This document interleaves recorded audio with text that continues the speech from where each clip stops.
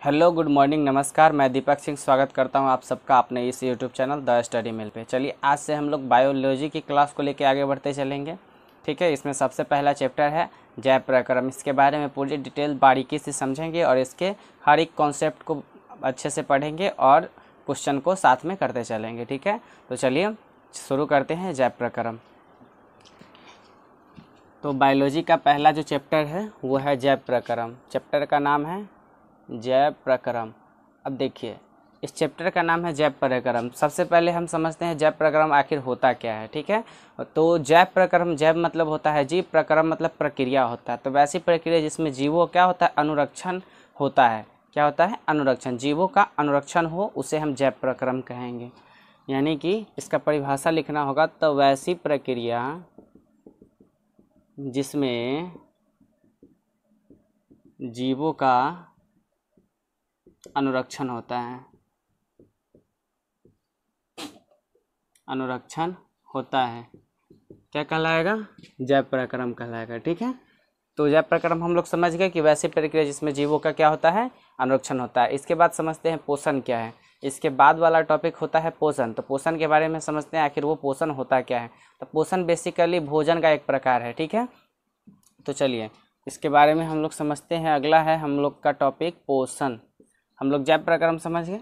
जैव प्रक्रम के बाद आती है जैव प्रक्रम चैप्टर है, उसमें हमको टोटल चीज़ पढ़ना है। मनुष्य के आहार नाल से, यानी मनुष्य जो भोजन ग्रहण करता है उसको कहाँ पे पचाता है, कैसे अंदर ले जाता है, कहाँ पे पचा के कहाँ से कौन सा एंजाइम स्रावित होता है और कहाँ तक उसका पाचन क्रिया समाप्त हो जाता है, वो सारी डिटेल्स इसमें पढ़ना है। तो ध्यान से पढ़िए। ठीक है, तो चलिए अभी हम लोग पोषण के बारे में पढ़ रहे हैं। पोषण का बेसिकली अर्थ होता है भोजन।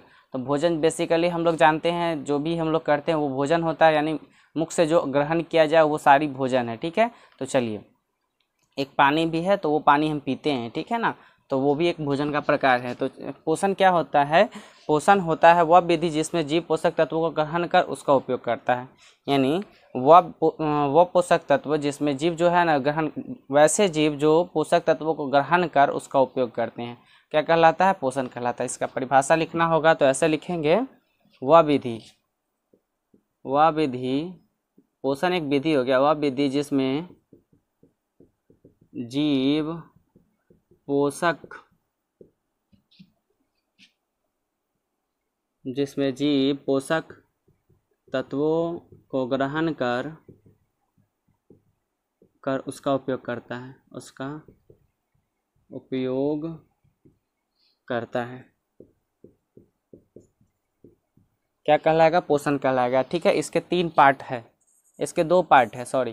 पहला पार्ट है स्वपोषण, दूसरा पार्ट है परपोषण। अब समझते हैं स्वपोषण क्या है और परपोषण क्या है। ठीक है, अब स्वपोषण के बारे में जानेंगे और परपोषण के बारे में भी जानेंगे। तो पोषण कहता है कि वह विधि जिसमें जीव पोषक तत्वों को ग्रहण कर उसका उपयोग करता है, यानी विधि के बारे में बात की जा रही है। यानी विधि मतलब होता है वह तरीका जिसमें जीव पोषक तत्वों को ग्रहण करता है और उसका उपयोग करता है, पोषण कहलाता है। इसके 2 टाइप होते हैं, यानी 2 प्रकार होते हैं। पहला प्रकार है स्वपोषण और दूसरा प्रकार है परपोषण। ठीक है, तो स्वपोषण क्या है? बेसिकली स्वपोषण होता है जो खुद से भोजन बनाकर ग्रहण किया जाए, यानी किसी दूसरे का छीना नहीं जाए, ना किसी दूसरे से मांगा जाए, तो वो हो गया स्वपोषण। और परपोषण बेसिकली वो होता है जिसमें जीव पोषक तत्व को किसी दूसरे जीव या प्राणी से ग्रहण करता है, उसे हम परपोषण कहते हैं। चलिए इसके परिभाषा को भी थोड़ा देख लेते हैं। तो स्वपोषण इसमें हो जाएगा, इसमें क्या लिखेंगे? बेसिकली वैसे जीव जो भोजन के लिए, वैसे जीव जो भोजन के लिए किसी दूसरे जीव पर आश्रित नहीं रहता है, किसी दूसरे जीव पर आश्रित नहीं रहता है, आश्रित नहीं रहता है, ठीक है, इसका विपरीत क्या हो जाएगा? परपोषण हो जाएगा। इसका विपरीत परपोषण होगा वैसे जीव जो भोजन के लिए दूसरे पे आश्रित रहता है। ठीक है, इसका सिर्फ विपरीत लिख लेंगे, वैसे जीव जो भोजन के लिए किसी दूसरे जीव पर आश्रित रहता है, दूसरे जीव पर आश्रित रहता है।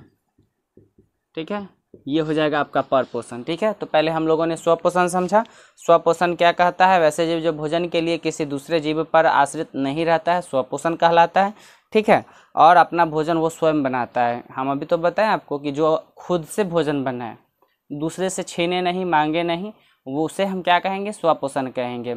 ठीक है, स्वपोषण में हम एग्जाम्पल मनुष्य का ले सकते हैं। ठीक है, एग्जाम्पल के तौर पे ले सकते हैं, उसे हम स्वपोषी कहेंगे। अब परपोषी में होता बेसिकली वो है कि जो भोजन खुद से नहीं बनाता, वो दूसरे से भोजन एक्सेप्ट करता है कि वो हमको भोजन बना के दे।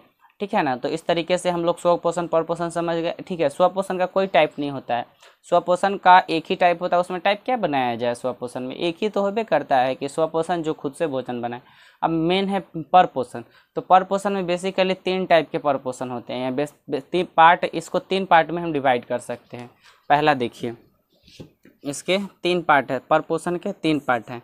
पहला पार्ट है परपोषण, पहला पार्ट है इसका मृतजीवी पोषण। मृतजीवी पोषण, कैसे मृत जीव जंतुओं से हम पोषण प्राप्त करते हैं, वो पोषण हो गया। दूसरा है आपका, दूसरा हो गया परजीवी पोषण।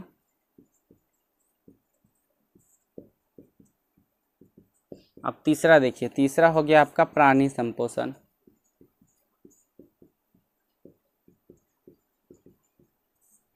ये तीनों आ गया आपका। अब तीनों का परिभाषा हम लोग समझते हैं, तीनों का मीनिंग बारी बारी से समझते हैं। ठीक है, अब देखिए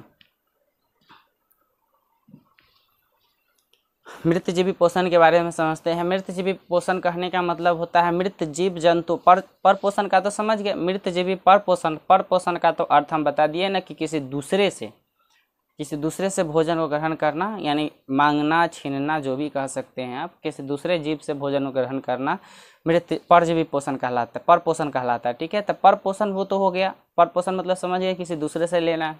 अब मृतजीवी पर पोषण यानी मृत जीव जंतु, मृतजीवी कहने का मतलब मृत, मरा हुआ जीव जंतुओं के शरीर से अगर हम भोजन प्राप्त करते हैं, और अपने से नहीं बनाते हैं, वो खुद से, वो मर गया है, उसका भोजन, उसके शरीर को हम लोग, उसके पोषण को हम लोग एक्सेप्ट करते हैं, यानी ग्रहण करते हैं, उसको हम मृतजीवी पोषण कहते हैं। इस प्रक्रिया को मृतजीवी पोषण कहलाता है, मृतजीवी पर पोषण कहलाता है। ठीक है, अब चलिए मृतजीवी के बाद है सेकेंड है परजीवी पोषण। परजीवी यानी पर मतलब होता है पराया, जीव मतलब दूसरा, यानी कोई दूसरा भोजन बना दिया, उससे हम छीन लिए या मांग लिए, जो भी कर लिए, उसे हम क्या कहेंगे, परजीवी पोषण कहेंगे। और लास्ट है प्राणी संपोषण। प्राणी संपोषण होता क्या है, प्राणी संपोषण में बेसिकली क्या होता है ना कि उसमें पोषण की वैसी प्रक्रिया, इसको परिभाषा के तौर पे लिख सकते हैं, पोषण की वैसी प्रक्रिया जिसमें जीव दूसरे प्राणी के संपर्क में आता है, अस्थायी या अस्थायी रूप से अपना भोजन प्राप्त करता है। ठीक है, जैसे इसमें प्राणी संपोषण में हो गया आपका कि इसमें जो जीव है ना, अस्थायी रूप से या अस्थायी रूप से, दिखाई दे या ना दिखाई दे, या ठीक है, मांगे सामने से मांगे या पीछे से ले ले, कोई दिक्कत नहीं है, यानी अस्थायी रूप से, अस्थायी या अस्थायी रूप से, दोनों रूप से ये भोजन किसी प्राणी से के संपर्क में आके बनाता है। जैसे हो गया, इसका एग्जांपल हो जाएगा गोल कृमि, फीटा कृमि, एंट अमीबा, हिस्टोलाइटिका इत्यादि, इसका एग्जांपल हो जाएगा कि ये सारे जीव जो होते हैं मृतजीवी पोषण होते हैं। चलिए हम ये लोग यहाँ तक तो समझ गए, जैव प्रक्रम क्या है, वैसी प्रक्रिया जिसमें जीवों का अनुरक्षण होता है। उसके बाद पोषण है, पोषण भोजन की वह प्रक्रिया जिसमें जीव अपना पोषक तत्व ग्रहण कर उसका उपयोग करता है, पोषण कहलाता है। उसके 2 टाइप है, परजीवी स्वपोषण, परपोषण। अब इसमें स्वपोषण का कोई टाइप नहीं है। उसके बाद है परपोषण। परपोषण का यहाँ पे 3 टाइप है, पहला मृतजीवी पोषण, दूसरा परजीवी पोषण और तीसरा प्राणी संपोषण। तीनों का परिभाषा हम लोग समझ गए। इसके बाद वाले टॉपिक को आगे लेके बढ़ते चलते हैं। ठीक है,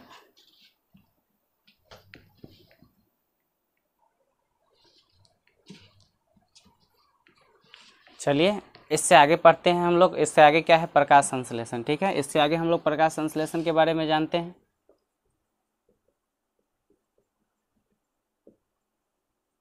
चलिए, ये प्रकाश संश्लेषण है क्या, ये कैसे उपयोगी है, ठीक है, इसके बारे में हम लोग समझते हैं। तो प्रकाश संश्लेषण बेसिकली होता है, देखिए क्या होता है, प्रकाश संश्लेषण में प्रकाश होगा और संश्लेषण में क्रिया होगा।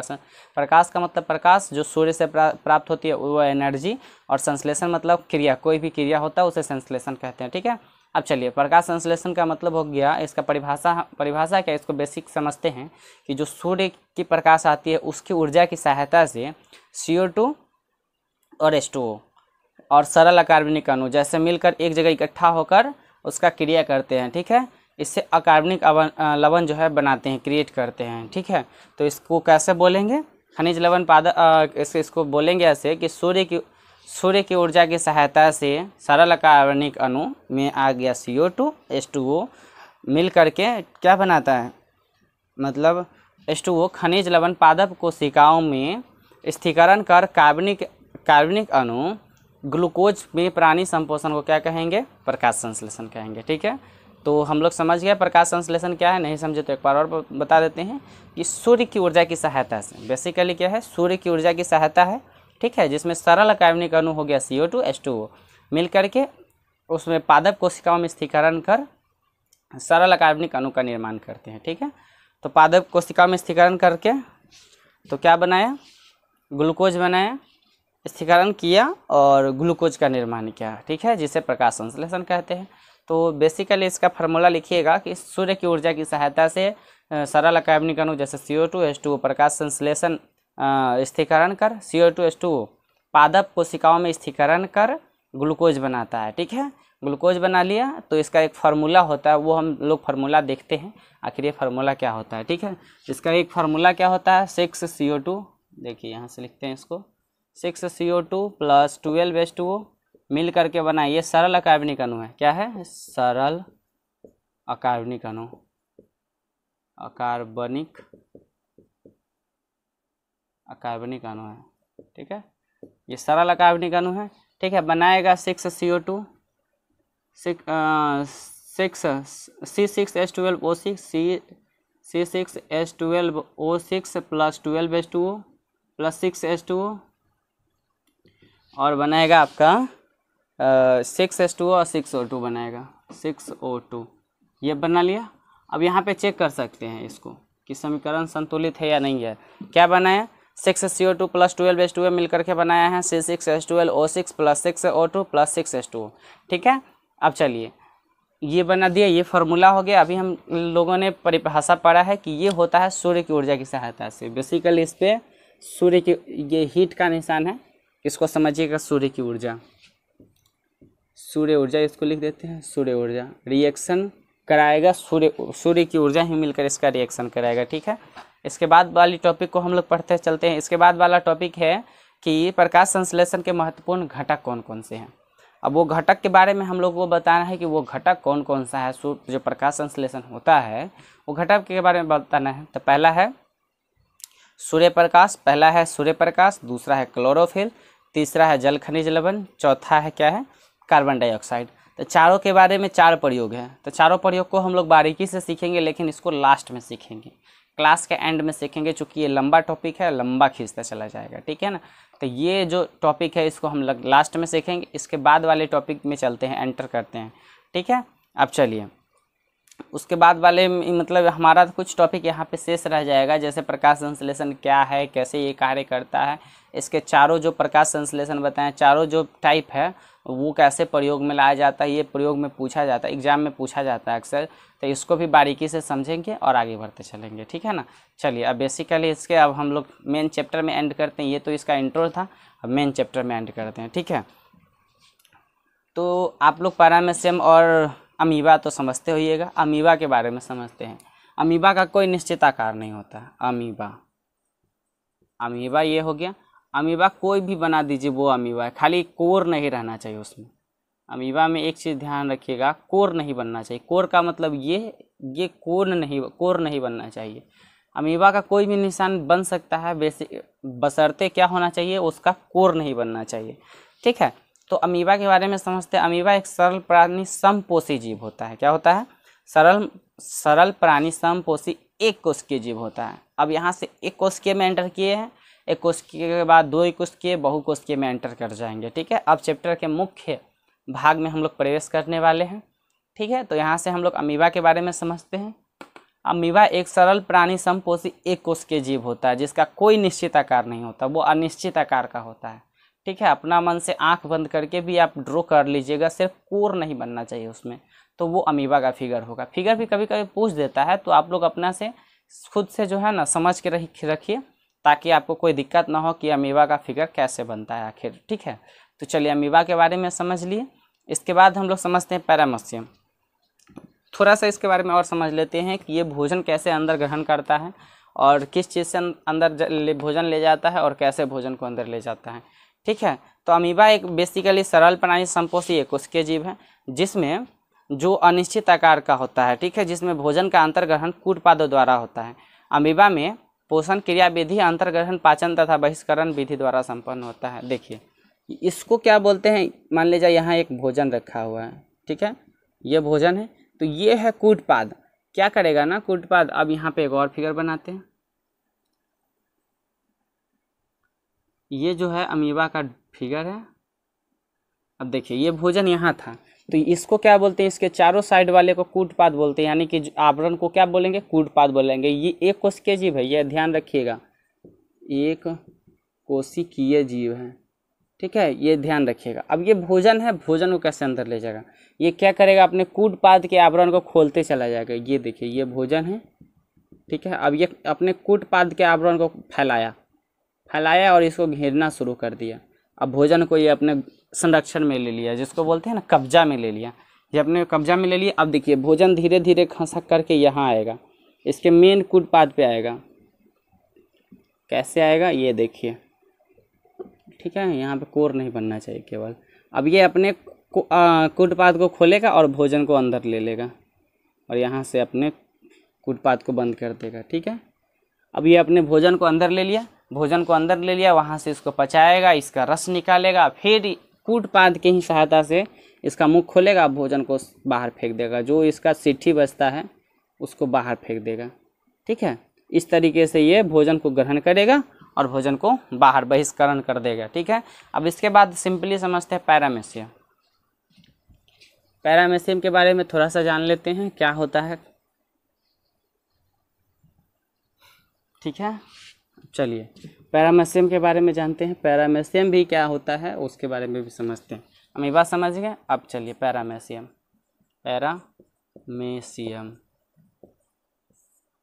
अब पैरामीशियम के बारे में समझते हैं। पैरामीशियम भी एक सरल प्राणी संपोषी एक कोशिकीय जीव होता है, ठीक है, जो अपना भोजन कोशिका मुख द्वारा ग्रहण करता है। उसमें एक कोशिका मुख होता है, उसके द्वारा ग्रहण करेगा, ठीक है। कोशिका मुख द्वारा तो ग्रहण कर लिया, उसके बाद वो पचाएगा, पचाने के बाद फिर वो अपने कूटपादों के द्वारा उसको बाहर निकाल देगा, ठीक है। उसमें भी प्रोसेस सेम है, लेकिन इसमें दो प्रोसेस है। अंदर डालने का एक अलग प्रोसेस है, भोजन को अंदर ले जाने का अलग प्रोसेस है, और निकालने का एक अलग प्रोसेस है, ठीक है। तो इसके बारे में थोड़ा सा इसका बेसिकली जो परिभाषा होता है, किताबी परिभाषा जो होता है वो समझ लेते हैं। ऐसे बेसिक तो जानकारी हम लोग के पास पता चल गया कि एक सरल प्राणी संपोषी एक कोशिकीय जीव होता है, तो पैरामीशियम भी एक कोशिकीय जीव होता है, ठीक है। तो चलिए पैरामीशियम जो अपने भोजन को कोशिका मुख द्वारा ग्रहण करता है और अपशिष्ट पदार्थ को सिलिया पेशिया द्वारा बाहर निकाल देता है, ठीक है। इस बाहर निकाले जाने के लिए कोई निश्चित मार्ग नहीं है, या किसी भी मार्ग से बाहर चला जाता है। चलिए यहाँ पे समझते हैं पैरामीशियम एक सरल प्राणी संपोषी जीव है। कोशिका मुख द्वारा वो भोजन ग्रहण करता है, किसके द्वारा, कोशिका मुख द्वारा भोजन ग्रहण किया, यानी कोशिका मुख द्वारा भोजन को ग्रहण कर लिया और सिलिया पेशिया द्वारा बाहर निकाल देता है। ये ग्रहण करता है, ये बाहर निकाल देता है, ठीक है। अब चलिए एक चीज़ यहाँ पे ध्यान रखिए, ग्रहण करने के लिए एक निश्चित स्थान है कि वहीं से ये ग्रहण करेगा, लेकिन निकालने के लिए कोई निश्चित स्थान नहीं है, किसी भी मार्ग से वो बाहर निकाल देगा, ठीक है। तो इतना समझ गए हम लोग, पैरामीशियम के बारे में भी समझ गए। अब हम लोग मनुष्य पे आते हैं कि मनुष्य में कैसे क्या होता है। यहाँ तक तो हम थोड़ा सा बीच में एक टॉपिक छोड़े हैं, प्रकाश संश्लेषण क्या होता है, वो जीवों के बारे में पढ़ना है, पेड़ पौधों के बारे में पढ़ना है कि उसका भोजन पोषण कैसे होता है, तो उसको लास्ट में पढ़ेंगे। हम लोग यहाँ से जीव जंतु पे आते हैं। जीव जंतु भोजन का अंतर्ग्रहण कैसे करता है, कैसे पचाता है, क्या क्या प्रोसेस है, सारे प्रोसेस को बारी बारी से समझते आगे बढ़ते चलेंगे, ठीक है। तो चलिए आगे बढ़ते हैं इसको लेकर के।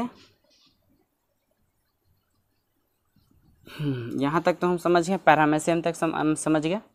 अब इससे आगे के क्वेश्चन को समझते हैं।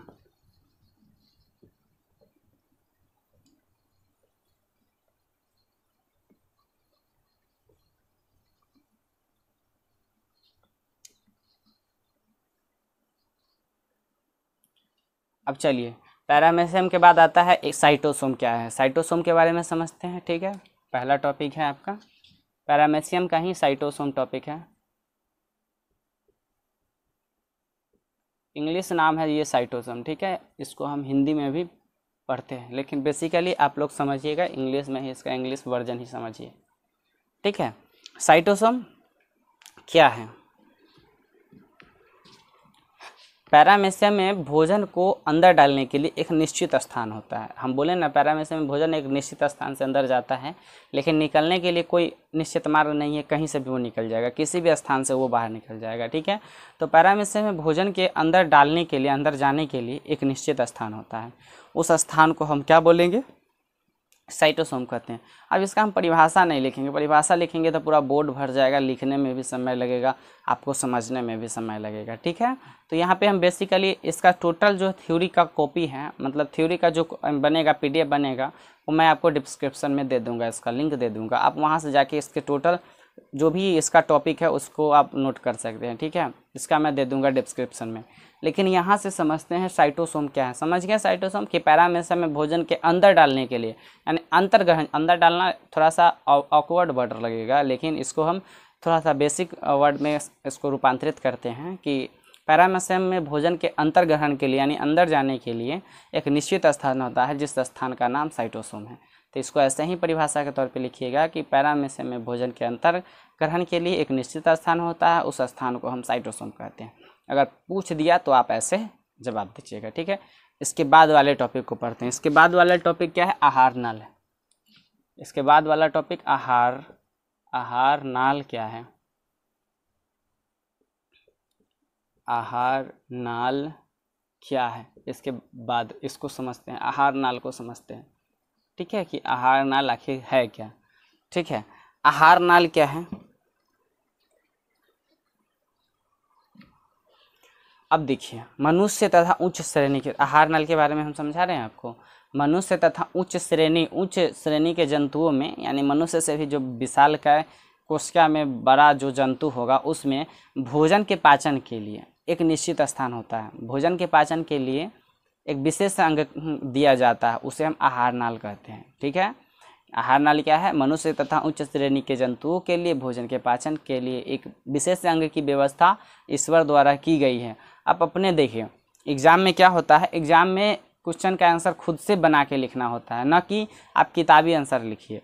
किताबी आंसर लिखोगे तो नंबर नहीं मिलेगा, क्योंकि जानता है जो चेकने वाला एग्जामिनर, जो चेकने वाला परीक्षक होता है, वो जानता है कि ये किताबी परिभाषा, चूँकि आप जिस दौर से गुजर रहे हैं वो उस दौर से गुजर चुका है। ठीक है, तो आप यहाँ पे समझ के चलिए कि आपको खुद से अपना नया क्रिएटिविटी दिखाना है, आपकी अपनी कार्यशैली जैसी है उसको वहाँ पे प्रेजेंट करना है। ठीक है, ना कि वो किताबी ज्ञान को वहाँ पे क्या करते, कॉपी पेस्ट कर दीजिए। कॉपी पेस्ट करने का कोई ज़रूरी नहीं है, कॉपी कर मत कीजिए, क्योंकि कॉपी कितना कीजिएगा, आप अपने मन से लिखिएगा, टाइम का थोड़ा सा ख्याल रखिएगा तो वो जल्दी निपट जाएगा, प्लस आपको बहुत अच्छे मार्क्स आएंगे, इसकी गारंटी मैं देता हूँ।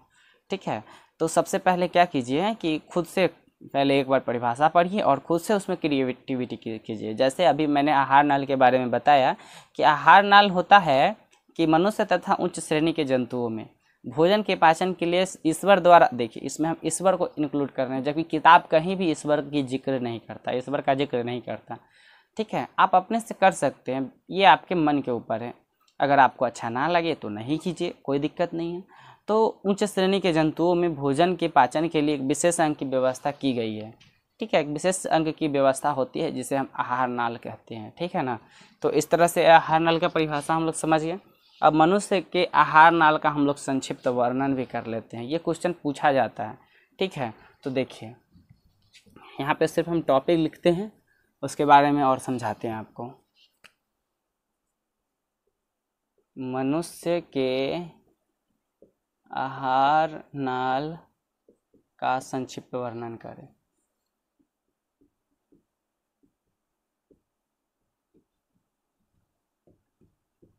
ठीक है। इस तरीके से इसका क्वेश्चन क्रिएट किया जाता है। यही आपका क्वेश्चन का टाइप रहेगा कि मनुष्य के आहार नाल के क्वेश्चन में दे देगा।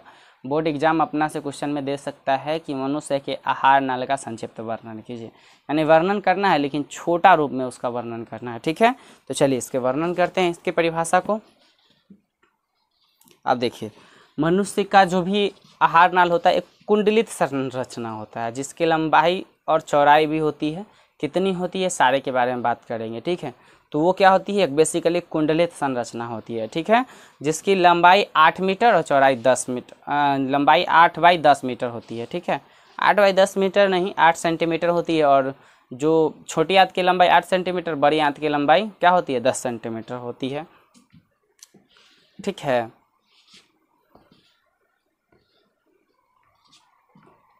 तो चलिए कहाँ तक हम लोग, हाँ यहाँ तक समझ गए कि मनुष्य का जो आहार नाल होता है जिसकी लंबाई होती है 8 से 10 सेंटीमीटर के बीच होती है। 8 से 10 सेंटीमीटर, 8 बाई 10 नहीं होती है, 8 से 10, कहीं कहीं 8 बाई 10 लिखा मिल जाएगा, लेकिन यहाँ पे समझना आपको है कि मनुष्य का आहार नाल एक कुंडलित रचना है, यानी ऐसे ऐसे करके कुंडलित, यानी कुंडलित है, ऐसे ऐसे करके इसकी संरचना की गई है। ठीक है, तो कुंडलित संरचना है, तो जिसकी लंबाई क्या होती है 8 से 10 में सेंटीमीटर होती है। सेंटीमीटर, मीटर में नहीं होती है, क्योंकि पेट के अंदर उतना मीटर कहाँ से फैलाइएगा आप लोग, तो मीटर में नहीं, ध्यान रखिए सेंटीमीटर में होती है। ठीक है, तो समझ गए कि मनुष्य के का जो आहार नाल है एक कुंडलित संरचना है, जिसकी लंबाई 8 से 10 सेंटीमीटर होती है। अब देखिए वो कहाँ से प्रारंभ होता है, कहाँ पे ख़त्म होता है, इसके बारे में समझते हैं। वो मुख गुहा से प्रारंभ होता है। मुख गुहा इसको बोलते हैं, ये जो होठ है जहाँ से भोजन एंटर करता है उसको मुख गुहा बोलते हैं। और बेसिकली जहाँ से जहाँ से मल द्वार होता है वहाँ तक ये फैला रहता है। तो कहाँ से, इसकी लंबाई के बारे में अगर जिक्र किया जाए कि आहार नाल कहाँ से कहाँ तक फैला रहता है, तो आप लोग बता दीजिएगा कि मुख गुहा से लेकर मल द्वार तक फैला रहता है, जिसमें मुख गुहा, ग्रास नाली, आमाशय, छोटी आंत, बड़ी आंत इंक्लूड रहता है। अब बोलेगा कि आहार नाल में क्या क्या चीज़ होता है, तो अभी मैंने बताया कि मुख गुहा में ग्रास नली, आमाशय, छोटी आंत, बड़ी आंत इंक्लूड होता है। ठीक है, तो इतना 5 चीज़ इंक्लूड होता है। ठीक है, तो समझ गए कि मनुष्य का आहार नाल क्या है, संक्षिप्त वर्णन हो गया।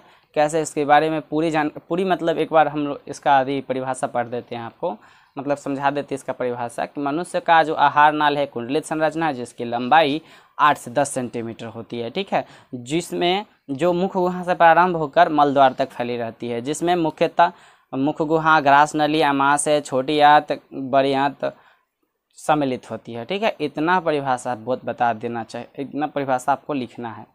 ठीक है, अब चलिए, अब यहाँ पे एक चीज़ और आप इंक्लूड कर सकते हैं। मनुष्य के मुख गुहा में भोजन का पाचन प्रारंभ तथा भोजन का पाचन मुख गुहा में प्रारंभ होता है, छोटी आंत में जाके इसका पूर्ण पाचन होता है। ये आप इंक्लूड कर दीजिएगा। आगे हम समझाएंगे कैसे कैसे ये प्रारंभ होता है, कैसे कैसे इसका समापन होता है। ठीक है, तो चलिए यहाँ तक तो समझ गए।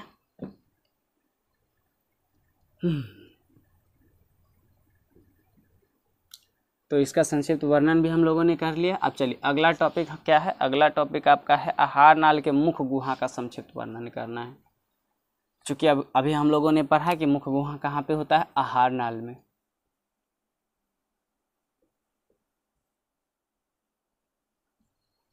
ठीक है,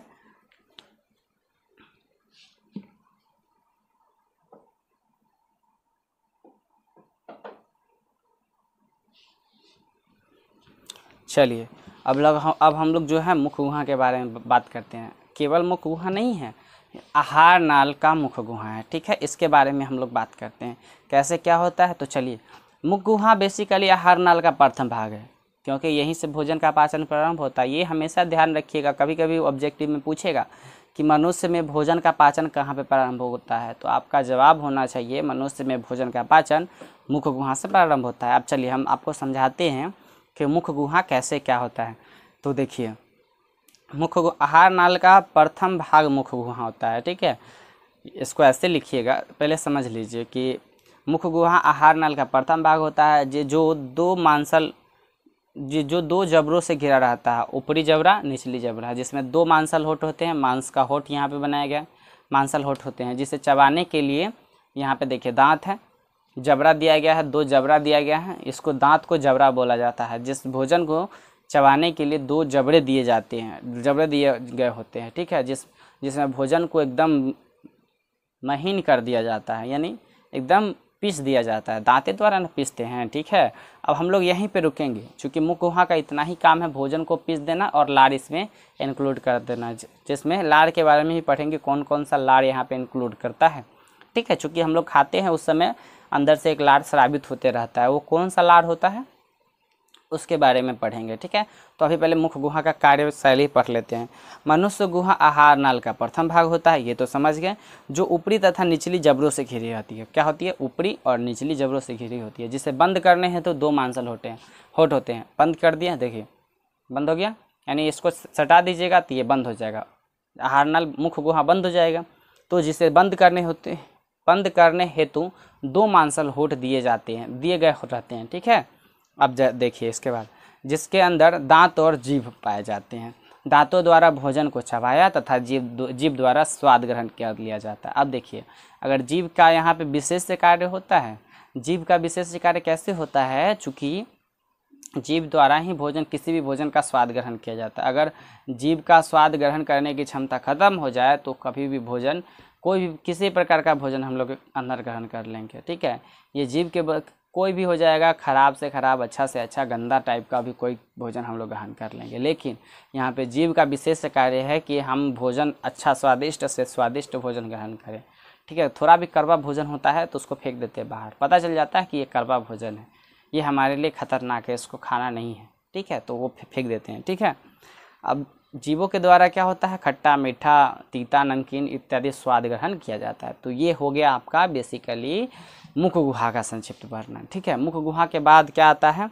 अब इसमें हम कौन कौन सा एंजाइम होता है उसके बारे में थोड़ा पढ़ लेते हैं, क्योंकि भोजन ग्रहण करते समय एक चीज़ बार बार ध्यान में आता होगा कि इसमें पानी कैसे आ जाता है। कोई भी सूखा से सूखा भोजन कीजिए और धीरे धीरे भोजन करना चाहिए हमेशा। देखिए यहाँ पे बेसिक बात ये होता है कि बायोलॉजी पढ़ने का एक फ़ायदा यहाँ पे होता है कि आपको अपने जीवन से के रिलेटेड जो आप गलती कर रहे हैं अभी तक, वो करना बंद कर दीजिएगा, ठीक है। जैसे क्या होता है, हम लोग खाना खाते हैं तो गलत ढंग से खाते हैं, गलत तरीक़ा से खाते हैं। खाना खाने के लिए क्या होता है, सीधा आते हैं, हाथों धोकर के, हाथ भी नहीं धोते, डायरेक्ट खाना खाने लगते हैं, ठीक है। कैसे खाना को चबाया जाता है, कैसे उसका स्वाद लिया जाता है, कैसे उसको महीन किया जाता है, ठीक है, किस तरह से खाना खाया जाए, ताकि देखिए बहुत खाना खाता है और शिकायत करता है कि मेरा पेट दर्द, हमेशा पेट दर्द करता है, गैस बनते रहता है। ये सब प्रॉब्लम एक बेसिक प्रॉब्लम है, इसको थोड़ा सा सुधार करने पर ये पूरा ख़त्म हो जाएगा, ठीक है ना। तो क्या होता है ना कि जो हम लोग खाना खाते हैं तो वो खाना क्या है कि पहले तो बढ़िया से हाथ धो लेना चाहिए। चूँकि मुख गुहा के बारे में बात पढ़ रहे हैं तो थोड़ा समझना ज़रूरी है यहाँ पे। तो क्या है कि यहाँ पे पहले तो बढ़िया से हाथ धो लेना चाहिए, और जो भी आप भोजन करें हल्का सा भोजन डालें और उसको थोड़ा समय दें, उसको पीसने के लिए दांत चबाए, दोनों तरफ, ये जबड़ा भी काम में लाए और ये जबड़ा भी काम में लाए, दोनों जबड़ा से उसको महीन कीजिए, भोजन को महीन कीजिए, पीसिएगा तो भोजन एकदम महीन हो जाएगा, जिसमें लार इसमें मिल जाएगा, बढ़िया से मिल जाएगा। जितना अच्छा से लार मिलेगा ना, लार ऊपर से जो जीभ से हमेशा स्रावित होते रहता है, इमली का पानी देखकर ज़्यादा निकलता है, तो वो सब देखकर मतलब वो सब उसमें भोजन में मिलते रहेगा, ठीक ना। तो इसका मतलब ये नहीं इमली सामने रख लीजिएगा, वो नहीं, भोजन को चबाते रहिए, जितना चबाइएगा, जितना उसमें लार मिलता जाएगा तो उसके बाद वो भोजन क्या हो जाएगा, गीला हो जाएगा। जितना आपका भोजन गीला हो जाएगा उतनी जल्दी से आपके मांसपेशी में आपके अमाशय में प्रवेश कर जाएगा। अमाशय में प्रवेश यानी जो भी रास्ता में बाधा, उसको 1% बाधा नहीं आएगी, क्योंकि ये जो भोजन मुख गुहा के बाद जो भोजन नीचे उतरता है, एक पाइप नलीनुमा संरचना होती है, उसके सहारे वो नीचे जाता है, ठीक है। तो सबसे पहले भोजन को बढ़िया से पीसिए, दांतों द्वारा थोड़ा समय दीजिए, ये नहीं कि एक बार कौर डाली फिर उसको घोट गए, चबाए नहीं, घोट गया, फिर डाले, फिर घोट गया, फिर, यानी खाने की इतनी जल्दी लगी रहती है, पता नहीं कहाँ उसको ट्रेन पकड़ना होता है, ठीक है। तो सबसे पहले खाने के लिए समय दीजिए, उसको थोड़ा सा ही भोजन, अल्प भोजन करना चाहिए, क्योंकि अल्प भोजन ही स्वस्थ शरीर का एक मूल रूप है, ठीक है। तो अल्प भोजन कीजिए, और भोजन करिए तो सबसे पहले एक निवाला लीजिए, उसको बढ़िया से चबाइए, और उसमें पूरा अच्छा, एक बार आपको महसूस हो जाए कि अच्छा तरीक़ा से ये पिस चुका है, इसमें लार मिल चुका है, तब उसको नीचे जाने के लिए उसकी अनुमति दीजिए और फिर नेक्स्ट निवाला तब उठाइए, ठीक है। हाली हाली खाने से कोई फ़ायदा नहीं होगा, मतलब जल्दी जल्दी खाइएगा कोई दिक्कत नहीं, मतलब कोई फ़ायदा नहीं होगा। बाद में आपको गैस की प्रॉब्लम हो जाएगा, कभी पेट दर्द हो जाएगा, मतलब विभिन्न प्रकार के आपको समस्या बाद में आपको फेस करने को मिलेगा। मिलता भी होगा, बहुत आदमी की शिकायत रहती है कि मेरा गैस कभी ठीक नहीं होता है। कैसे ठीक होगा? भले नहीं ठीक होता है आप लोग का गैस, नहीं ठीक होना चाहिए, क्योंकि आपको खाने का तरीका नहीं पता है। इतना बड़े हो गए आप लोग को खाने नहीं आता है, ठीक है। तो ऐसे खाइएगा तो कभी गैस की प्रॉब्लम नहीं होगी। और एक बात और, खाना खाते समय अगर मान लीजिए आपके मुंह से लार कम स्रावित हो रहा है तो उस समय हल्का पानी का सिप लिया कीजिए। हल्का हल्का पानी का सिप, ग्लास में पानी बगल में रखिए और हल्के हल्के पानी का सिप लिया कीजिए, ताकि वो भोजन गीला हो जाए। जितना आपका भोजन गीला होगा उतना जल्दी। अब एक एग्जाम्पल के तौर पे ले लीजिए, किसी भी पाइप से कोई सामान हमको भेजना रहे तो पानी कितना जल्दी चला जाएगा, और मिट्टी का सामान उससे डालिएगा तो बहुत फंस जाएगा, कहीं कहीं पे जाकर वो रुक जाता है, जाम कर देता है, तो उसके बाद वो एंटर नहीं कर पाता है, ठीक है। मनुष्य का शरीर भी वैसा ही है। जो मुख से हम लोग भोजन नीचे की ओर ले जाते हैं तो एक नली नुमा संरचना, बहुत ही वो नरम टाइप की यहाँ पे नली होती है। मुख से लेकर अमाशय तक नली बहुत नरम टाइप की होती है, तो उससे जो भोजन नीचे उतरेगा, आप लोग उसका भोजन को बढ़िया से चबाइएगा नहीं, टाइट ही भोजन रहेगा, कोई भी चीज़ निगल जाइएगा तो वो तो यहाँ पे रुखरा टाइप का, तो आपके पूरे मांस को यहाँ पे छिलते हुए एक तरह से मानी ब्लेड मारते हुए नीचे जाएगा, रुखरा टाइप का जाएगा। तो बशर्ते आपको गर्दन भी कभी कभी दर्द करेगा, तो वहाँ से जाएगा। फिर अमाशय में उसको जब पचाने की बारी आएगी तो अमाशय भी काम करना बंद कर देगा, वहाँ पे इंजन आपका लोड लेना बंद कर देगा, ठीक है। तो इस तरीके से पहले तो मेन चीज़ हम लोग समझ गए कि अमाशय में मतलब मुख गुहा में भोजन कैसे अंदर डालना है। फिर इसके बाद समझेंगे ग्रास नली क्या काम करता है, ठीक है।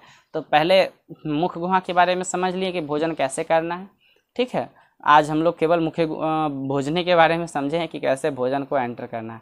उसके बाद इसमें जो लार है उसके बारे में समझेंगे, लार कैसे स्रावित होता है तो उसके बारे में अभी हम लोग समझते हैं। फिर इसके बाद ग्रास नली के बारे में समझेंगे, अमाशय के बारे में समझेंगे, फेफड़ा के बारे में भी समझेंगे, और शरीर के हर एक पार्ट के बारे में समझेंगे कि इस चैप्टर में भी है। इस चैप्टर का नाम ही है जैव प्रक्रम, यानी जीवों के प्रक्रिया के बारे में हमको समझना है बेसिक। यहाँ से हम लोग समझते हैं कि कतरनक, भेदक, चवर्णक, अग्रचवर्णक ये क्या होता है। ये दांतों के 4 प्रकार होते हैं, ठीक है। दांतों के 4 प्रकार, यानी दांत कौन कौन सा दांत क्या क्या काम करता है उसके प्रकार के बारे में समझते हैं। कतरनक जो होता है काटता है, भोजन को काट देता है, और भेदक जो होता है भोजन को फाड़ देता है, यानी देखिए ये वाला दांत जो है फाड़ता है, भेदक जो होता है फाड़ता है दांत को। चवर्णक जो है चबाता है भोजन को, देखिए चौड़ा वाला यहाँ पे जबड़ा होगा, यहाँ पे भी होगा, ऊपर में भी नीचे में, तो वो चबाता है। अग्र चवर्णक भी होता है, उसके जस्ट बगल में होता है, ठीक है। वो दोनों चबाने का काम करता है। तो ये सारा जो है कतरनक, भेदक, चवर्णक, अग्र चवर्णक, ये सब भोजन को चबाने का काम करता है, ठीक है। तो हम लोग दांत के चारों भाग को 4 भाग होता है दांत के, इसको पढ़ लिए, ठीक है। तो यही होता है दांत के 4 भाग, कतरनक, भेदक, चवर्णक, अग्र चवर्णक, ठीक है।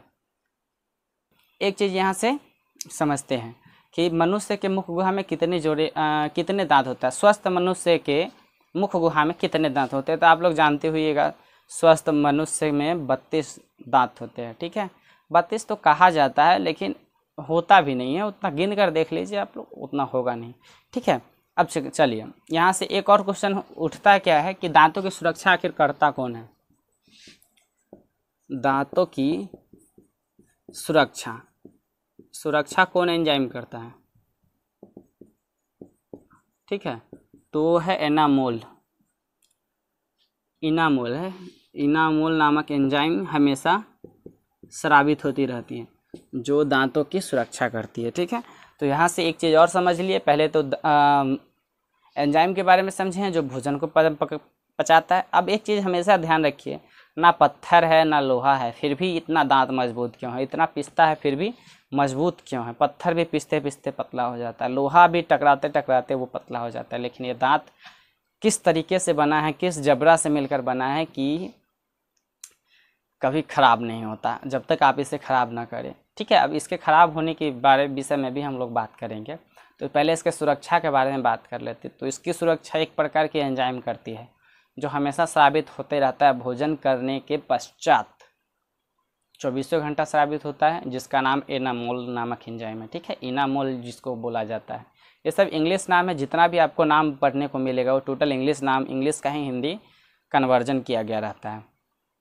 ठीक है, चलिए यहाँ तक तो पढ़ लिए। अब दंत अस्थि क्षय के बारे में पढ़ते हैं कि आखिर दंत अस्थि क्षय क्या है। यहाँ दांतों की सुरक्षा पढ़ लिए, अब यहाँ पे पढ़ते हैं दंत अस्थि क्षय। अस्थि क्षय, अस्थि क्षय,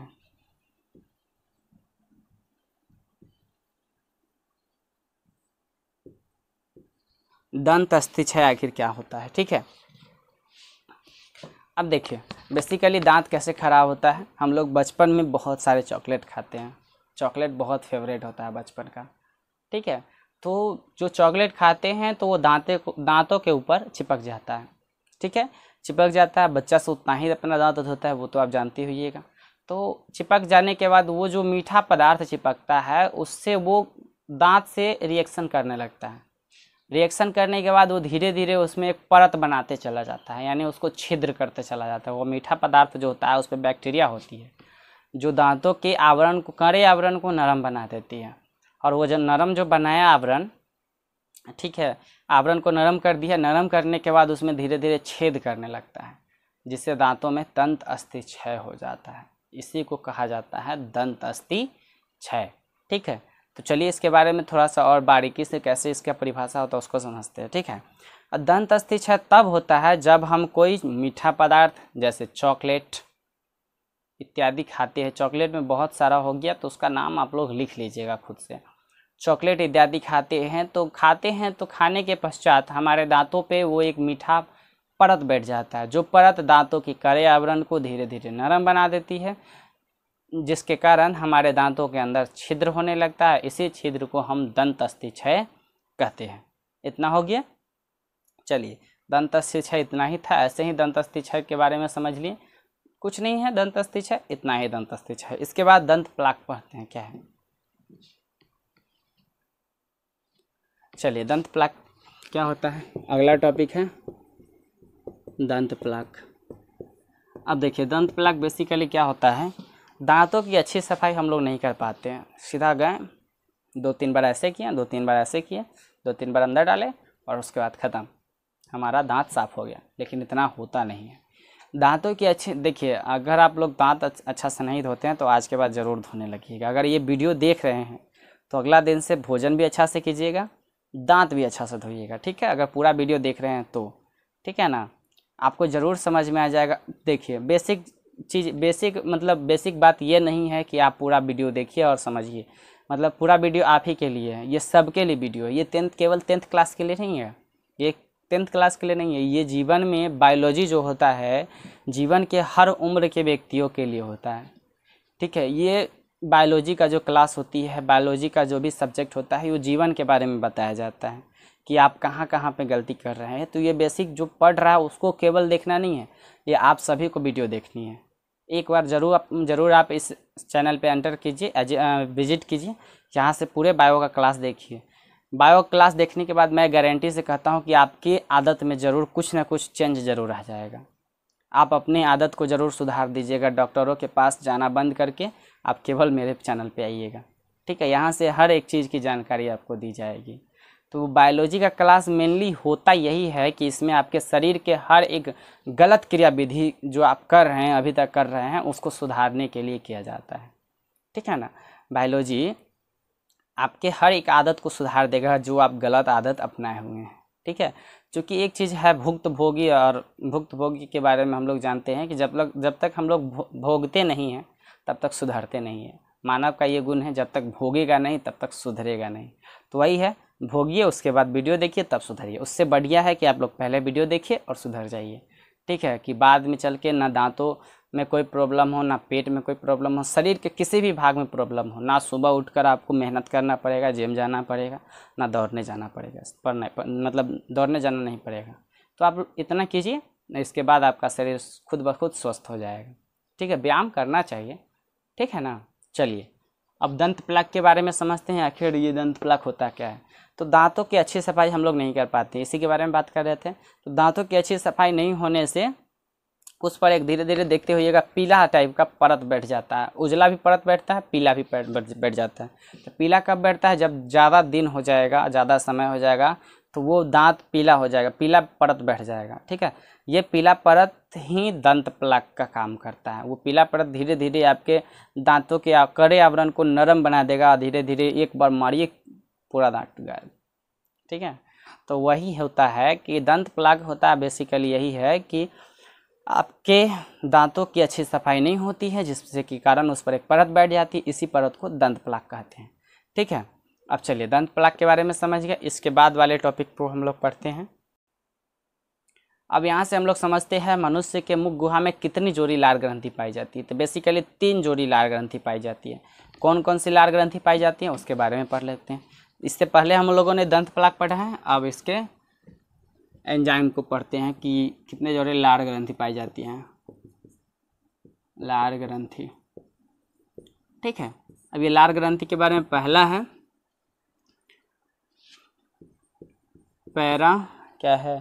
पैरोटिड है।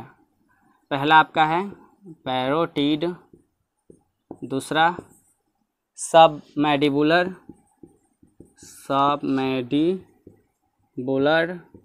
तीसरा है आपका सबलिंगुअल। ये 3 लार ग्रंथि आपके दांत से स्रावित होती है, जो भोजन के साथ मिलकर उसको क्या कर देती है? उसको गीला कर देती है। ठीक है, तो एंजाइम का कार्य हम लोग समझ लेते हैं। ये 3 लार ग्रंथि हमेशा लार हमेशा स्रावित होती रहती है, जो भोजन के साथ मिलकर उसको मिहीन करने का काम करती है, गीला करने का काम करती है। ठीक है, अब इसके बाद समझते हैं कि मनुष्य के लार ग्रंथि में एंजाइम कौन कौन सा स्रावित होता है। तो यहाँ से 2 एंजाइम स्रावित होता है। पहला टाइलिन होता है, टाइलिन। दूसरा होता है माल्टेज। पहला टाइलिन, दूसरा माल्टेज। ये दोनों जो एंजाइम होता है वो स्रावित होता है मनुष्य के लार ग्रंथि से, यानी तीनों लार ग्रंथि से टाइलिन और माल्टेज नामक एंजाइम स्रावित होते हैं। ठीक है, अब देखिए यहाँ से एक चीज़ और ध्यान रखते हैं, कुछ ऑब्जेक्टिव को देख लेते हैं। पहला ऑब्जेक्टिव है कि मनुष्य के मुख गुहा में मनुष्य में भोजन का पाचन कहाँ से प्रारंभ होता है? मुख गुहा से प्रारंभ होता है। दूसरा ऑब्जेक्टिव है, एक चीज़ और ऑब्जेक्टिव पहले ही जान लेते हैं, मनुष्य के भोजन का पूर्ण पाचन कहाँ होता है? तो पूर्ण पाचन छोटी आंत में होता है। ठीक है, तो चलिए आज के लिए इतना ही रहने देते हैं। तो आज हम लोग केवल मुख गुहा का परिभाषा समझे। उसके बाद ग्रास नली, यहाँ पे ग्रास नली होता है, ग्रासनी जिसको बोला जाता है, ग्रास नली। ठीक है, तो चलिए कल हम लोग पढ़ेंगे ग्रास नली क्या है, ग्रासनी क्या है। ठीक है, आज के लिए इतना ही रहने देते हैं। कल से फिर इसके आगे के टॉपिक को लेकर आगे बढ़ते चलेंगे। ठीक है ना, तो आज के लिए इतना ही रहने दीजिए। आज हम लोग समझ गए जय प्रक्रम से लेके मुख गुहा की कार्यविधि तक, लार ग्रंथि तक समझ गए हैं। कल इससे शरीर के निचले भाग की तरफ चलेंगे। ठीक है, निचले भाग की तरफ चलेंगे। तो आज के लिए इतना ही रहने दीजिए। अगर आप इस चैनल पर नए हैं तो चैनल को सब्सक्राइब कीजिए, लाइक कीजिए और शेयर कीजिए, दोस्तों में शेयर कीजिए, ताकि वो भी जुड़कर अपने शरीर से रिलेटेड या 10th क्लास से जो भी सब्जेक्ट है उसको पढ़ना है तो उससे रिलेटेड सारी जानकारी यहाँ पे मिल जाएगी। तो अपने दोस्तों को ज़्यादा से ज़्यादा जोड़िए। तो आप लोगों के इस प्यार सपोर्ट के लिए धन्यवाद। तो आज के लिए इतना ही। जय हिंद, जय भारत।